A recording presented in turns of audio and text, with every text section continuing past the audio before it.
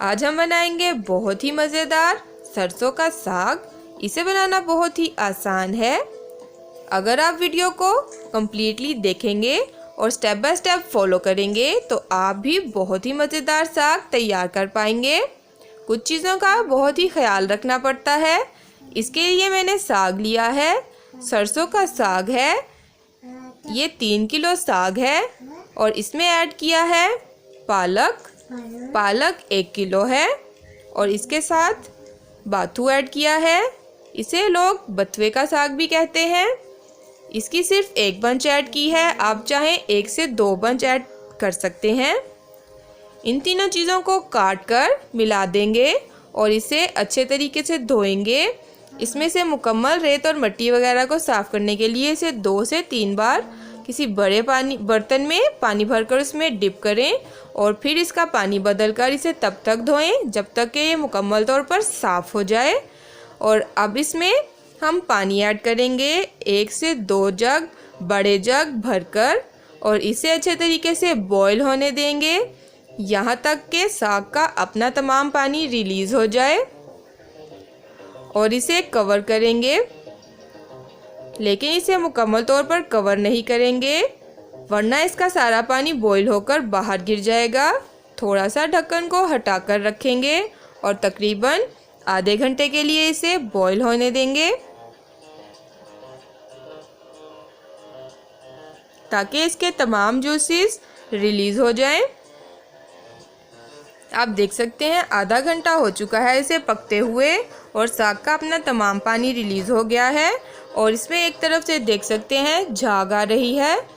हम इस झाग को रिमूव कर देंगे और इसमें से कुछ पानी निकाल कर फेंक देंगे। तकरीबन आधा लीटर पानी 1 से 2 बड़े बाउल इसे हम भरकर इसमें से निकाल कर फेंक देंगे। ऐसा करना बहुत ही ज़रूरी है। कई बार ऐसा होता है कि साग का जायका खारा होता है, तो ऐसा करने से इसका टेस्ट बैलेंस हो जाएगा, बहुत ही मज़ेदार हो जाएगा। इसलिए आप इस स्टेप को ज़रूर फॉलो कीजिएगा। साग जब अच्छे तरीके से बॉईल हो जाए तो इसमें कुछ पानी निकाल कर ज़ाया कर दिया जाए।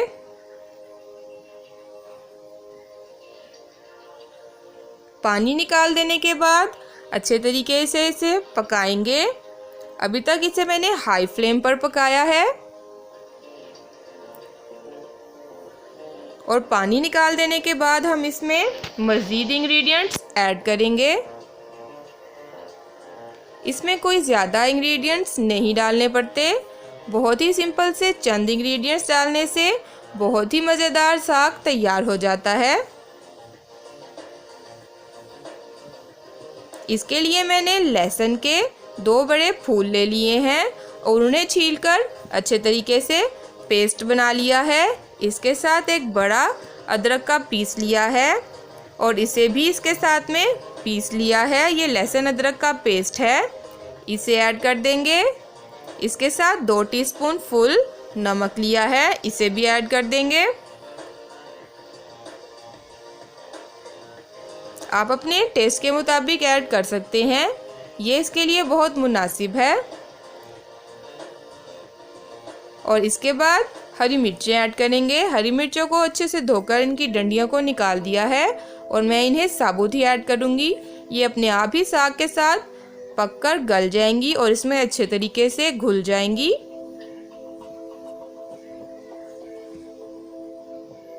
साग को जितनी ज़्यादा देर तक पकाया जाए सरसों का साग इतना ही ज़्यादा मज़ेदार बनता है। अब इसमें तमाम चीज़ें ऐड कर दी हैं। इसके बाद हम इसमें मज़ीद 1 से 2 जग भरकर पानी ऐड करेंगे ताकि हम इसे 2 से 3 घंटों के लिए मज़ीद पका सकें। 1 से 2 घंटों के लिए भी पकाया जा सकता है। हम इसे कवर करके थोड़ा सा ढक्कन को हटाकर रखेंगे और पकने देंगे और बीच बीच में चम्मच चलाते रहेंगे। आप चाहें तो इससे जिससे घोटते हैं इसके साथ इसे थोड़ी थोड़ी देर के बाद गर्मा गर्म ये पक रहा है तो इससे घोट सकते हैं हल्के हल्के हाथों से। इस तरह से साग तकरीबन अब पकने वाला है, इसका पानी काफ़ी हद तक रिड्यूस हो चुका है। अब हम इसके लिए आटा तैयार कर लेते हैं। 1 कप गंदम का आटा लेंगे और इसे अच्छी तरह से छान लेंगे। छानकर इसे ड्राई रोस्ट करेंगे। आटा डालने से साग बहुत ही क्रीमी हो जाता है।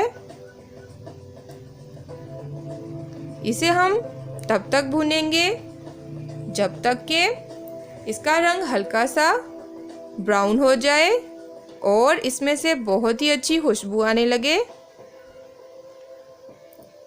लो फ्लेम पर इसे भूनेंगे मुसलसल चलाते हुए और साग को हल्का जब गरम हो जाए, नीम गरम साग और आटा भी नीम गरम, तो हम इन्हें मिलाएंगे। पहले हम साग को अच्छे तरीके से घोटा लगाएंगे ताकि इसमें जो गंदले हैं वो अच्छे तरीके से घुल जाएं।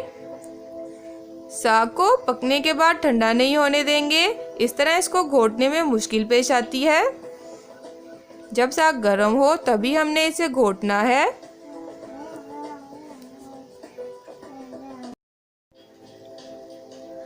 आप चाहें तो इसे मशीन में दरदरा पीस भी सकते हैं, लेकिन अगर साग को इस तरीके से घोटा जाए तो साग ज़्यादा टेस्टी बनता है। अब हम साग में भुना हुआ आटा ऐड करेंगे।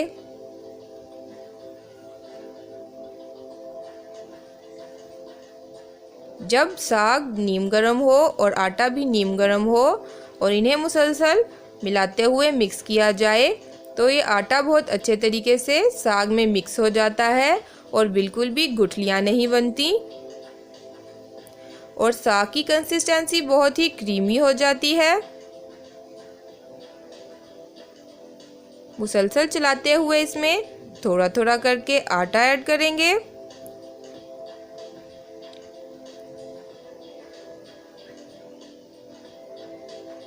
साग तैयार हो जाए तो इसे कंटेनर में भरकर इसके पोर्शंस बनाकर इसे फ्रीज करके रखा जा सकता है और जब भी आपको ज़रूरत हो आप इसे डिफ्रोस्ट करें और फ्रेशली इसे तड़का लगाएं और आप बहुत ही मज़ेदार साग जब चाहे तब खा सकते हैं। अच्छे तरीके से साग को घोटा लग गया है। अब साग तैयार है। हम अब इसके लिए मज़ेदार सा तड़का तैयार कर लेते हैं। मैंने 1 से 2 टेबलस्पून घी ले लिया है। इसे गरम करके इसमें लहसुन और हरी मिर्चों का पेस्ट ऐड करेंगे। 2 से 3 कलियां लहसुन की हैं और 2 से 3 ही हरी मिर्चें हैं। आप अपने टेस्ट के मुताबिक मिर्चें ऐड कर सकते हैं। इसे अच्छे से फ्राई करेंगे यहाँ तक कि मज़ेदार सी खुशबू आने लगे तड़के में से। आप चाहें तो अपनी पसंद के मुताबिक अदरक का तड़का भी लगा सकते हैं और कई लोग इसके लिए पूरा सालन की तरह जो मसाला तैयार होता है इस तरीके से मसाला तैयार करते हैं और इसमें साग ऐड कर लेते हैं। लेकिन ये लहसुन और हरी मिर्चों का तड़का बहुत ही टेस्टी होता है। इसमें साग ऐड करेंगे और साग की अच्छे तरीके से भुनाई करेंगे क्योंकि साग में सारे फ्लेवर्स पहले से मौजूद हैं और अच्छे तरीके से साग पक चुका है। बस हमने इसको तड़का लगाना है और ये आप देख सकते हैं इसका घी अलहदा हो गया है। साग अब अच्छी तरह से भुन चुका है। इसे हम सर्व करेंगे और इसमें मक्खन ऐड करेंगे। गर्मा गर्म साग तैयार है। आप चाहें तो इसे सादी गंदम की रोटी के साथ, चाहें तो मकई की रोटी के साथ या चावलों की रोटी के साथ खा सकते हैं। ये किसी भी तरीके से खाया जाए बहुत ही मज़ेदार लगता है।